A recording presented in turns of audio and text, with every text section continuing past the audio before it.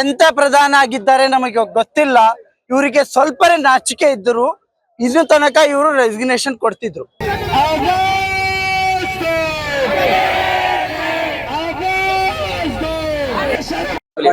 ಇಂದು Young ಡೆಮೊಕ್ರೇಟ್ಸ್ ವತಿಯಿಂದ ನಾವು Timmapuri circle ಲಿಂದ ನಾನು DC ಆಫೀಸ್ ಮಿನಿ ವಿಧಾನಸಭೆಗೆ ನಾವು ಬಂದಿದ್ದೇವೆ.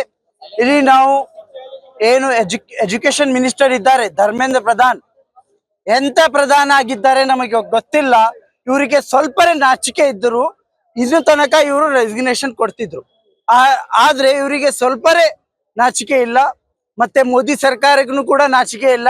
ಇನ್ನು ಎಷ್ಟು ಜೀವನ ತಗೊಳ್ಬೇಕಂತ ಇವ್ರಿಗೆ ಇದ್ದಿದೆ ಅದು ಗೊತ್ತಿಲ್ಲ.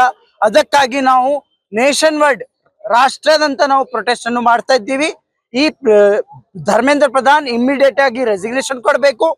ಅದೇ ರೀತಿ UP ಅಲ್ಲಿ ಈ ರಾಂಪುರ್ ಅಲ್ಲಿ ಈ ಯೋಗಿ ಆದಿತ್ಯನಾಥ್ ಜೋಹರ್ ಯೂನಿವರ್ಸಿಟಿ ಮೇಲೆ ಬುಲ್ಡೇಸರ್ ಮಾಡ್ಬೇಕಂತಿದೆ, ಅದ್ರ ವಿರುದ್ಧನೂ ಕೂಡ ನಾವು ಇಲ್ಲಿ ನಿಂತಿದ್ದೇವೆ.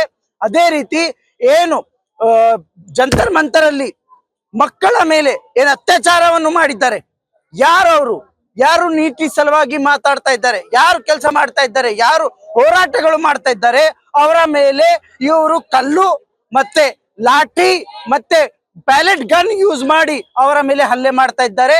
ಅದರ ಬಗ್ಗೆ ಪ್ರಧಾನ ಮಂತ್ರಿ ಮೋದಿ ಖುದ್ದಾಗಿ ಸಂಸದ್ಗೆ ಬಂದು ಎಲ್ಲ ದೇಶಾದ್ಯಂತ 140 ಕರೋಡ್ जो 140 ಕರೋಡ್ ಲೋಗ್ ಹೈ ಅವರ ಮುಂದೆ ಅವರು ಮಾಫಿ ಸಾರಿ ಹೇಳ್ಬೇಕು, ಅವರಿಗೆ ಕ್ಷಮೆ ಕೇಳಬೇಕು ಅಂತ ನಮ್ಮ ಈ